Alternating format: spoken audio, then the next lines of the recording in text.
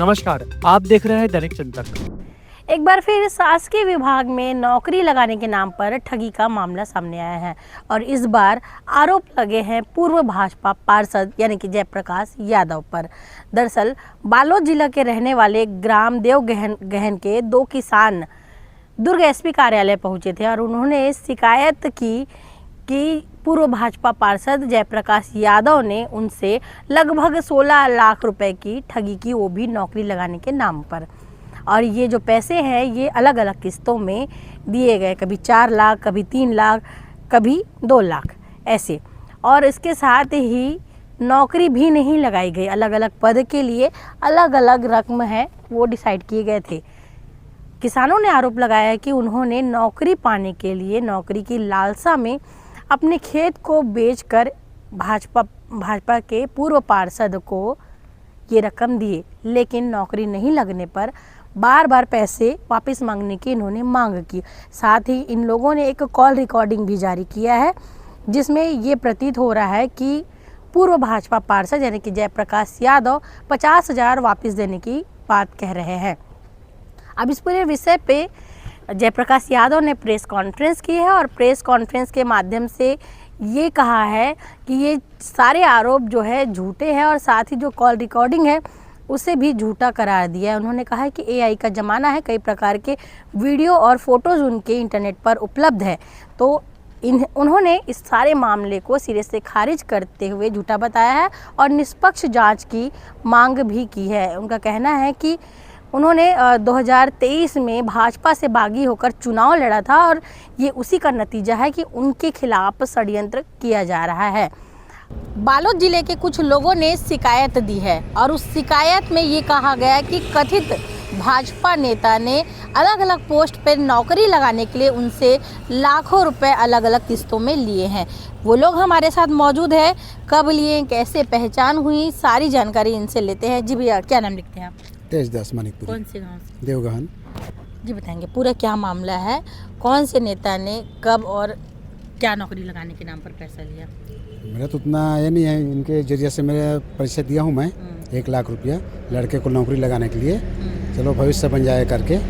और अभी तक तो कोई नौकरी का चांस नहीं है। आज प्रोसीजर में करके बताता था जब भी जाते थे हम लोग मिलने के लिए, वैसे प्रोसीजर में आपका आज 1 महीना में हो जाएगा या 3 महीने में हो जाएगा, साल भर में ऐसे टाइप बताता था। आज तक तो कुछ हुआ ही नहीं है। किनसे मिले इनके जरिए आप? किस नेता से मिले? जयप्रकाश यादव से। क्या कुछ उन्होंने कुछ वादा किया होगा? क्या बोला? वादा यही किया है कि आपका जो पैसा है व्यर्थ नहीं जाएगा, आपके बेटा को नौकरी लग जाएगा प्यून में, ऐसे करके बोला। इनके लिए ही दिए? नहीं, मेरा लड़का लगा। अच्छा, कितना पैसा दिए? 1 लाख दिया। कौन से पोस्ट के लिए? प्यून के लिए 1 लाख रुपए। क्या बोले थे कितने दिन में नौकरी लगा? वही 3 महीना में हो जाएगा बोला था तो। अच्छा, और फिर मतलब पैसे की लेन देन कब हुई आप लोगों से? 22 में। कैसे दिए? कैश दिए? कैश दी? कोई सबूत रखे हो आप लोग? अपने पास तो सबूत नहीं है। सबूत नहीं है तो आज आप में जाके दिए हैं। किसके घर में? उनके घर में जाके दिए हैं।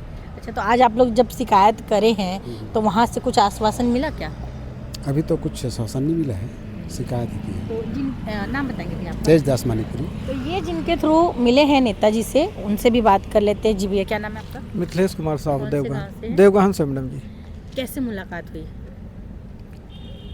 हमारे गांव देवगहन से एक व्यक्ति है ओम प्रकाश सिन्हा जी, उसके द्वारा थ्रू मुलाकात उनसे हुई और मुलाकात होने के बाद वे जयप्रकाश यादव भिलाई आ गए हम लोग। वहाँ से फिर बातचीत हुआ कि आपके लड़के हैं, उससे बात ये हुआ कि मैं बीजेपी का बहुत बड़ा आदमी हूँ, नेता से परिचय है, कलेक्टर ऑफिस कलेक्टर से परिचय, अधिकारी वगैरह से परिचय है, तो मैं नौकरी बहुत सारे को लगाया हूँ और आपके बच्चे हैं ना उसको भी नौकरी लगा दूँगा, बच्चे लोगों का भविष्य बन जाएगा, ऐसा करके मेरे को बताए।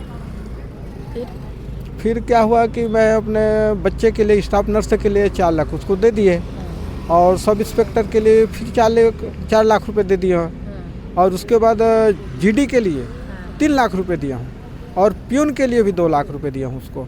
तो ये जो आप पैसे दिए 3 बार दिए हैं ना? 4 बार दिए हैं। कब दिए हैं? उसको 21-22 में दिया हूँ मैडम जी। 2021-22 21-22 में। तो कितने कितने दिनों के अंतराल में दिए हो?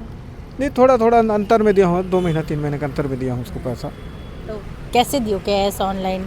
नहीं, उसको तो मैं बैंक के थ्रू दूंगा ऐसा करके बोला था उसको, लेकिन उसने बोला कि नहीं, कैश पेमेंट देना पड़ेगा। ऐसा करके हम लोगों को वहाँ बुला लिया, और जो हमारे गांव के जो व्यक्ति है ना, ओम प्रकाश सिन्हा, उसी के सामने उसको पैसा दिया हूँ। तो वो देखे हैं ओम वो प्रकाश? देखे हैं। तो आपने ऐसे कैसे दे दिया? आपको लगा नहीं कि हो सकता है सामने वाला झूठ बोल रहा हो या आपके साथ कोई फ्रॉड धोखा हो जाएगा, क्योंकि बहुत बड़ी रकम है ना? वो क्या है, अपने आप को इतना बड़े नेता बताए मैडम जी कि हम लोग उसके विश्वास में आ गए, उसके चंगुल में फंस गए। और जब नौकरी नहीं लगा तो पैसा मांगने के लिए जाते थे तो हम लोग को ठुकराते थे, गाली गलौज देते, गाली इस तरह से। उसको सबूत के तौर पे हमारे पास मोबाइल में रिकॉर्ड है, जितने भी बात किए हैं वो सब रिकॉर्ड में बोले कि पैसा को नौकरी नहीं लगेगा तो पैसा आपको वापस कर दूंगा। ऐसा करके कर 4 महीने से हम लोग को घुमा रहे हैं।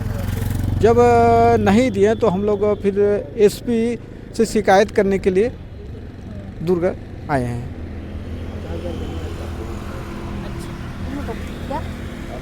हाँ भैया, 50,000 वापस लौटाने की बात सामने आ रही है क्या? जब हम लोग पैसा मांगने के लिए गए थे ना, तो 50,000 वापस कर रहे थे। तो हमने बोला कि 16 लाख रुपए में 50,000 दे रहे हैं, तो किस आधार पे दे रहा हो? ये तो हमारा ब्याज ही नहीं हुआ इसमें। तो हम लोग इसको पैसा को वापस कर दिए उसको। तो मतलब कहाँ, बालोद आके दिए थे? नहीं, वही बुलाए थे, फुलगांव अपने घर बुलाए थे, लेकिन अपने घर में तो मुलाकात नहीं हुआ। वो जो क्या है बोलता है, शिवनाथ नदी के पास जो होटल है ना, उसी के पास 50,000 पर दे रहे थे। थाने क्यों नहीं गए आप लोग? थाने तो नहीं गए मैडम जी। ये शिकायत भी आप लोगों ने थाने में नहीं कराई? थाने अभी एसपी ऑफिस दे हैं। थाने जरूरत पड़ेगा ना तो थाने में भी जाएंगे हम लोग। और पैसा अगर वापस नहीं करते हैं तो हमारे परिवार तो ऐसे भी परेशान है, मानसिक प्रताड़ित। आप क्या काम करते मैं किसानी मजदूरी करता हूँ मैडम जी। कितने लोग हैं घर में? घर में हम लोग 2 भाई हैं और 9 परिवार टोटल रहते हैं मैडम जी। तो अब तक कितना पैसा दे चुके हो टोटल आप? टोटल मैं 15 लाख दे चुका हूँ मैडम जी। कहाँ से दिए 15 लाख रुपए? मैं अपने खेत को बेच करके पैसा दिया हूँ। अब अगर वापस नहीं मिलता है तो क्या करेंगे? और शासन प्रशासन से क्या उम्मीद है आपको? शासन से उम्मीद है कि हमारे पैसा को दिला दे, ऐसा हम उम्मीद करते हैं। अगर पैसा अगर नहीं मिलता तो हम लोग को आत्महत्या करने के लिए मजबूर हो जाएंगे। जी, उनके तरफ से ये बात आ रही है कि आप लोग उनके ऊपर झूठा आरोप लगा रहे हैं। नहीं, झूठा आरोप नहीं लगा रहे हैं, एकदम सत्य आरोप है उसका। हमारे पास तो रिकॉर्ड है सर जी, मोबाइल में है, रिकॉर्ड है, पूरा चैट है हमारे पास। वो जितने भी बोले हैं पूरा रिकॉर्ड है। आगे कहाँ कंप्लेन करोगे और शिकायत कहाँ करोगे? और शिकायत तो थाना में भी करना पड़ेगा, तो वहाँ भी करेंगे हम लोग। ठीक है। और जहाँ भी जरूरत पड़ेगा हम लोग शिकायत करेंगे।